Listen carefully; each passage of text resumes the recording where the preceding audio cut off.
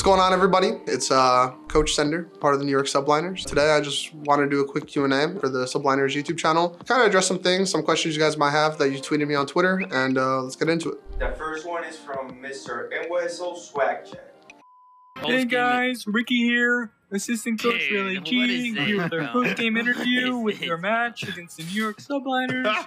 As mentioned previously. At what point do you feel the most and the least confident in the team, and why?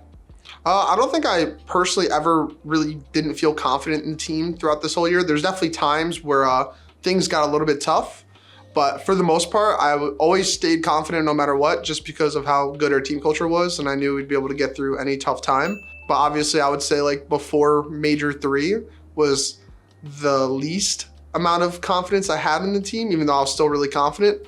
I would say like before Major 5 is when I felt the most confident in this team, so. This is from Mr. Jack Incisive. It says, what are the 3 core aspects to your team's success this year? The 3 core aspects to the team's success this year, I would say just our genuine confidence that we have in each other. The amount of trust within our team is insane. I think just our chemistry in general. So, you know, I think it was just really all out of game stuff for the most part that helped contribute a lot to our success this year. And, you know, I feel like that was like the main difference. From Juvenile, what do you think separated this NYSL team from previous teams you've coached? What separated this team from previous teams I coached was HyDra! just the overall culture of the team and how I feel like everybody was always trying to get on the same page no matter what. I don't really think there was any debacles throughout this whole year or like, you know, any tension between players or staff or anything like that, like at all. And if there was, then we addressed it right away. And obviously, like there was times this year where, you know, obviously no one's perfect, everyone's human. We all, you know, had like random like issues with each other sometimes, but for the most part, it would just get ironed out right away. And that's something that, you know, helped keep our culture consistent. From Tyler Baker, how has this season had an impact on you personally compared to previous seasons?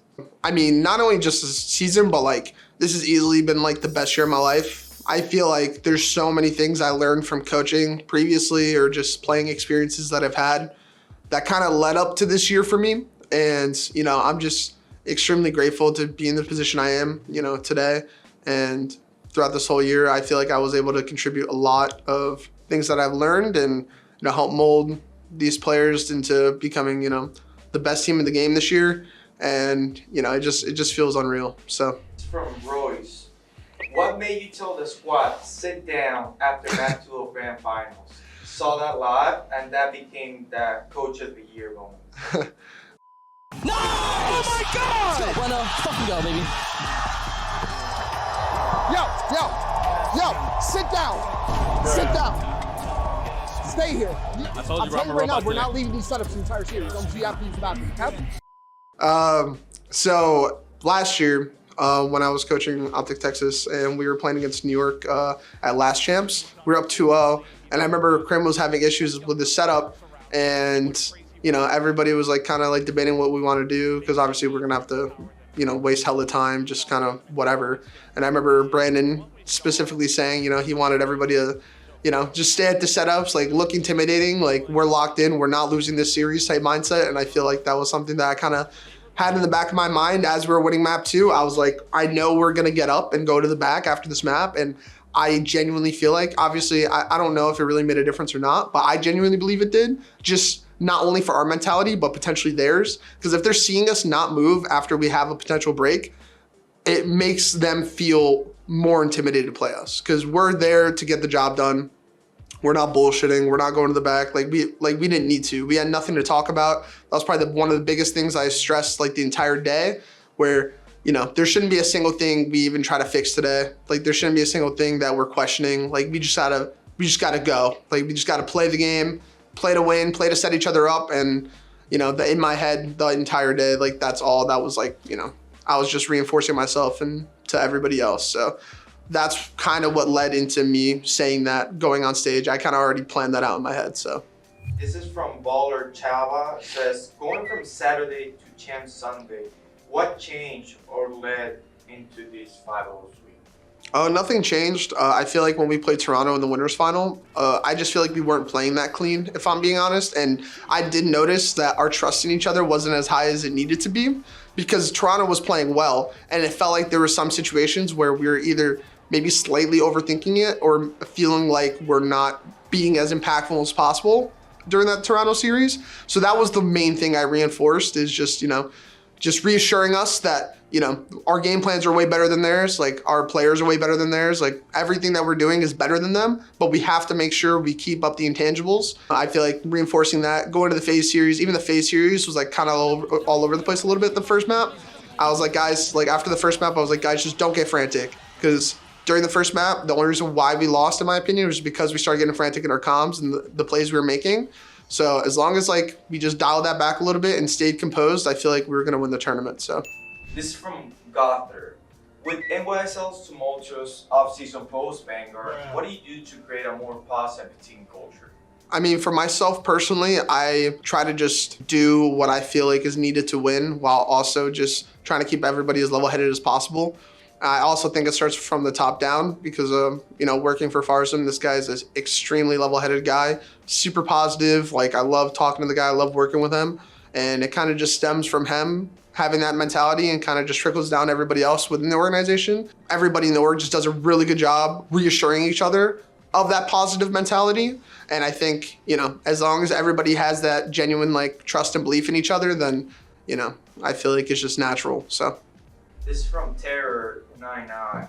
What was a major turning point in the team dynamic this season? I think the major turning point in the team dynamic this season, following Major 3, was just hitting the drawing board and still having that belief, because that kind of just showed not only me, but everybody within the team that, we can still do this. Like, we could still make the runs we want to. We could still win. Like, we still have the potential to win. We've done it before. We can do it again. And I would say after Major 4, we just talked about a lot of things that we feel like are going to make us better, just reassuring each other that we are the most clutch team in the game when we're not getting frantic, just trying to make it so we don't really have an auto veto. And I feel like we did a really good job of that. Even though there might have been some maps that you didn't really see us play, we were still prepared to play them. So I would say those were the main catalysts of why we ended the year so successful. This is from Young. What do you think separated you guys from other teams this year? This includes players and coaching and all those aspects. The biggest difference in our team compared to everybody else is just our overall team culture. I said this before, I think on Seth's stream, but it's just unmatched. Like, everybody's putting in their 100,000,000% to be as successful as possible outside of just playing the game. And I feel like that's something that's mega underrated, because I've never really had like this level of team culture ever. Like every day at Champs, for the most part, we're waking up at 7, 8 a.m., meeting up at breakfast, just getting on the same page about everything. We're all watching VODs. Like, we're all just trying to just do our part in making us feel as confident as possible going into the match. Because I feel like there's a level where you don't want to do too much and feel like you're overcomplicating things. But there's also like, you kind of just do what feels right. So you have a good amount of confidence without feeling like you're doing too much. And I feel like that's like the biggest thing about this year that we were able to execute really well compared to other teams. From Jazz is, what would you say is the biggest stem in the team you provide culture-wise? I think the biggest thing I provide culture-wise is instilling confidence in my players. I feel like that's something I've always done a really good job of doing, but now more than ever, I feel like especially the support that I have this season with the staff and players that, I am coaching and working with, I feel like that's just leveling up my confidence to a point where, I feel like I could pick up 4 people from the street and get them to contend for championships, if I'm being honest. Bruh. That sounds insane, but I promise you that's the level of confidence I genuinely have. And I feel like, I'm really good at reinstilling that and just figuring out little things that other people might not notice to try to help the team, especially in the moment. Because I think something I'm really good at doing is analyzing tendencies of like behavior within the team, like during a match. So like, for example, in our phase match during map 1, I noticed we were getting pretty frantic, but instead of going on stage, like, guys, like, we need to calm down. Like, I'm like, listen, like, we're playing really, really well right now, but as long as we stay composed during mixy situations and we just keep reassuring each other comms and just keeping it simple, I promise you, like, the game's gonna flow. As long as we keep having the mindset that, it's impossible to lose. I feel like we're going to make the right plays and do the right things. So that's probably the biggest asset that I feel like I bring to any team. So thank you guys so much for watching. I appreciate it. Your guys' continued support has been insane. Again, this has been the best year of my life, if I'm being perfectly honest. And I appreciate all you guys for watching, supporting the team, supporting me. It's been a crazy year, but I'm not done yet. Like, obviously, like for me, I feel the best I've ever felt. And, I'm very excited for the next year. So again, I appreciate you guys for watching, and I'll see you guys later.